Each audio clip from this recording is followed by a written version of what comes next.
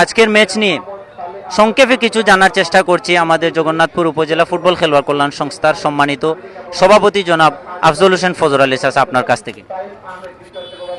ধন্যবাদ বাতিজা নাইম।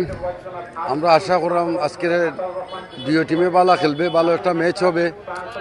তবে আমাদের যে পাটলি ইউনিয়ন, যেহেতু আমি পাটলি ইউনিয়নের, আমরা ইউনিয়নের ভিতরে একটি মাঠও কিন্তু শুকনা নাই।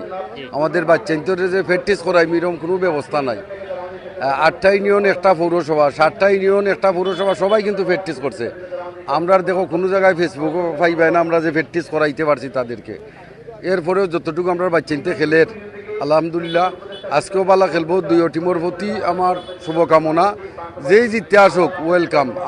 আমার মতে আমার কোনো টিম নাই, আমি 9 টিমের দায়িত্বে আছি। যে ভালো খেলবো, যে ভালো ব্যবহার দেখাইব তার পক্ষে আমি। ধন্যবাদ বাতিজা। জি ধন্যবাদ চাচা আমাদের সাথে সঙ্গ দেওয়ার জন্য।